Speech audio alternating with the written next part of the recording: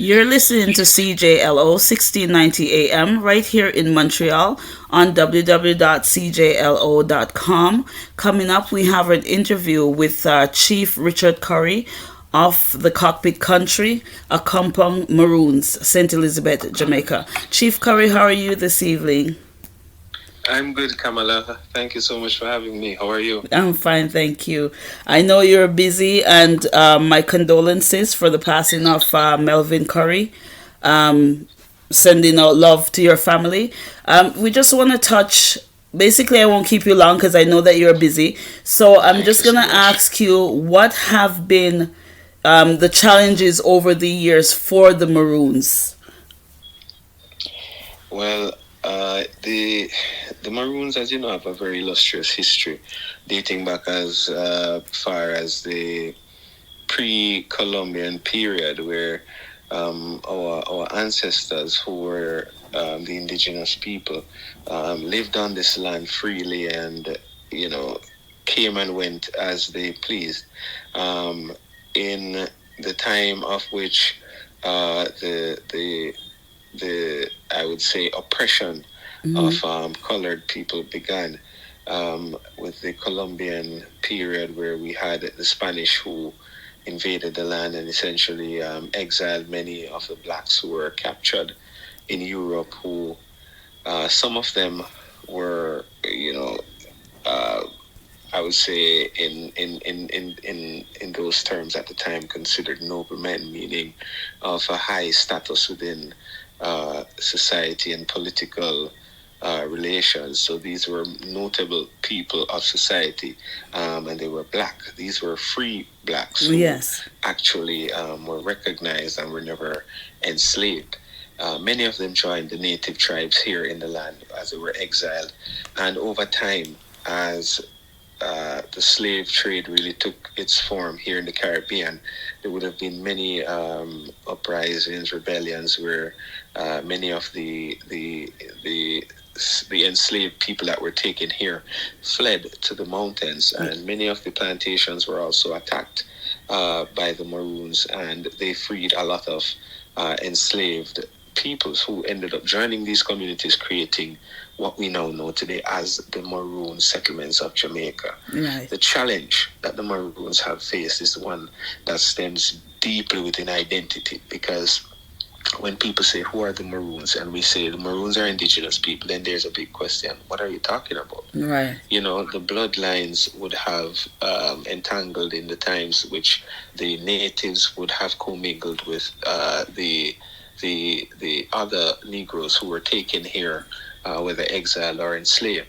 The Maroon is a rich culture, a rich mixture and blend of people. So thereby the birth of the word kinda, which means one family. Yes. That was essentially recognizing the the individuality of the people that made up the community, but together were recognized one family. So identity has been a problem for us, because within the treaty there are specific rights, and these rights considered inalienable, and many of these privileges were acknowledged and recognized by the British when they signed that treaty in 1738, that Right. the Maroons were free people who lived on lands that were assigned and recognized in the treaty as lands belonging to the Maroons. What we're saying here is that the Maroons didn't fight to get land, they fight to maintain the lands that they already had and Right. occupied. They fought to maintain the freedom which they always had. These were never known to be enslaved people by the British. So the war that raged on for 83 years led to the submission of the British to Captain Cudjoe and his men in battle, and that's where the treaty was signed. Right. So since then, the Maroons really haven't been recognized in legislature because the treaty was signed between the Maroons and the British. The Correct. British had since left the island and has put in place a responsible government to oversee the affairs of the crown and the estate of the crown.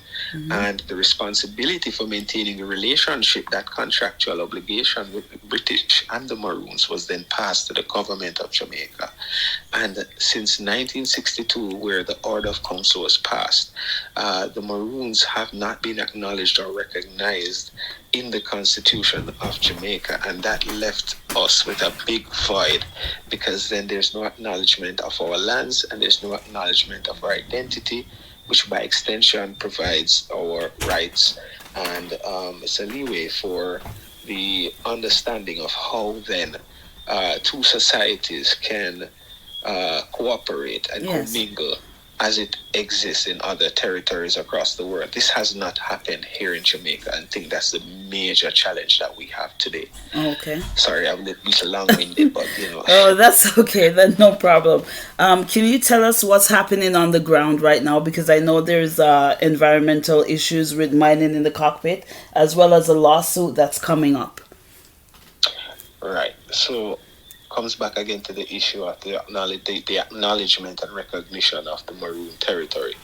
It says in the treaty that the Maroon shall live free forever and shall enjoy and possess for themselves and posterity all lands situate and lying between Trelawney Town and the Cockpits, which is Cockpit Country, Right. to the amount of 1,500 acres bearing northwest from the said Trelawney Town. Now, for all Maroons out there, many might not have been privy to information that we've now come to have in hand, which outlines the territory in its I'd say explicit sense based on the wording of the treaty, which clearly depicts the estate that was recognized as the domicile territory, the imminent domain of the Maroons, meaning we do not go here, we do not interfere here. This is a recognized territory as per Yes. treaty, right? Mm. And that would have been Trelawney Town, which is a parcel of land looking at it in the old maps, which encompassed parts of Trelawney, the parish, parts of St. James and St. Elizabeth. And it's essentially within the Cockpit Country, but on the northwestern side of the Cockpit Country. Now, Right. the territory called Trelawney Town is a very large portion of Cockpit Country, Yes. as we know it today. Right? Now, when the treaty says lands situate and lying between Trelawney Town and the Cockpits, is speaking to the territory of Trelawney Town, and then the wider territory, the Cockpits, to the amount of 1,500 acres Yes. bearing northwest from the said Trelawney Town. So that 1,500 acres is nowhere near Trelawney Town. It's bearing northwest from Trelawney Right. Town. As you and I know, Yes. a compound is southwest of Trelawney Town, and a compound is 1,220 acres. So, there's a lot that people have not really comprehended from the wording of the treaty and have misinterpreted and carried over time. Right. And it has almost become a fact to how it has been repeated.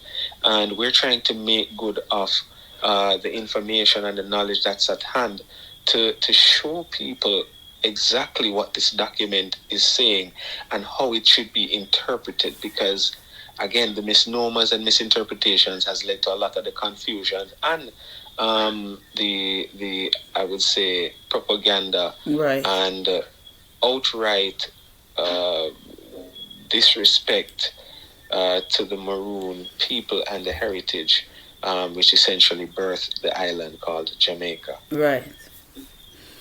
So the in regards to the lawsuit, can you tell us a little bit about that?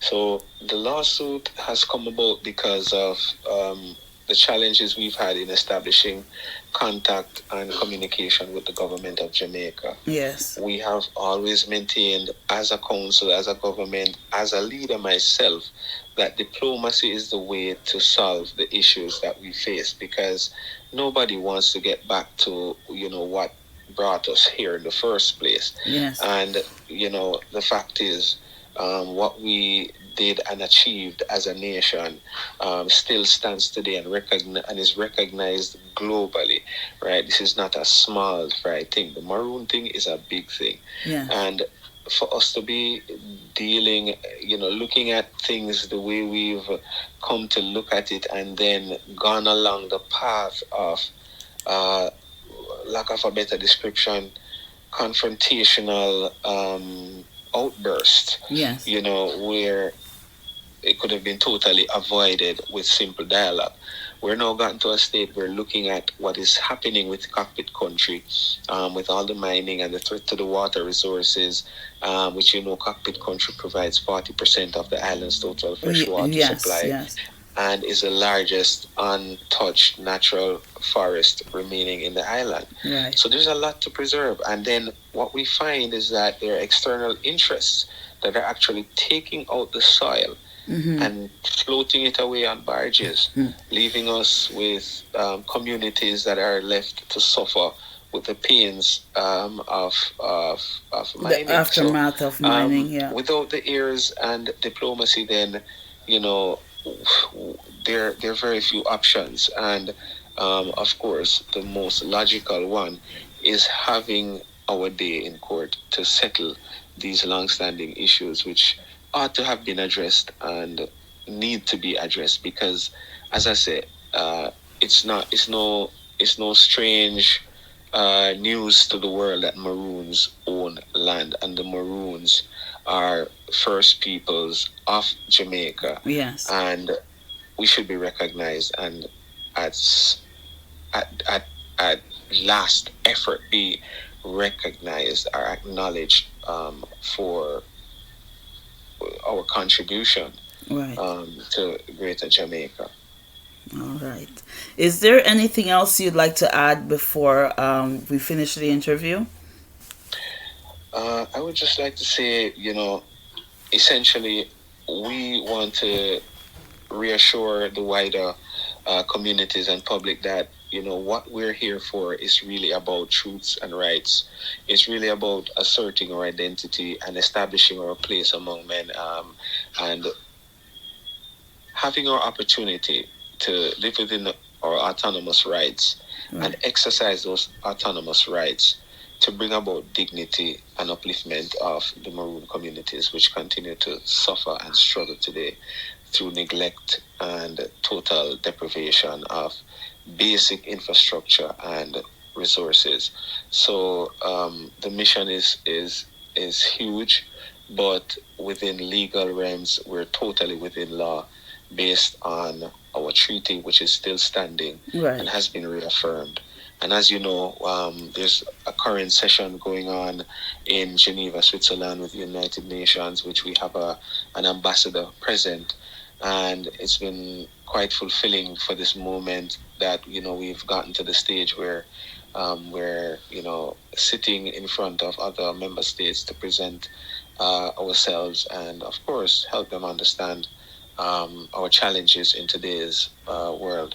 So we're in a great position, and we're being confident, and there are a lot of people that are really looking forward to a positive outcome from, what, needless to say, has been overplayed for the year or so that has gone by. Okay. All right. Thank you, Chief Curry, for this insightful interview. Have a good evening. Thank you, Kamala. I forgot to mention, Yeah. we are seeking support, to cover the legal fees associated with this lawsuit. And if you go to my Instagram page at Chief Richard Curry, you'll see how you can get to the link. It's a GoFundMe link to assist with the legal and administrative fees with the maroon case. Okay. And we invite anyone who can, make a contribution to help us preserve cockpit country, help us preserve our water systems, and help us to, preserve our natural ecology for the posterity, the born and the unborn. So thank you again, Kamala. You're very welcome, Chief Curry. Thank you very much. You're tuned into CJLO 1690 AM right here in Montreal. That was the voice of the chief of a compound, Richard Curry, from the Cockpit Country, St. Elizabeth, Jamaica.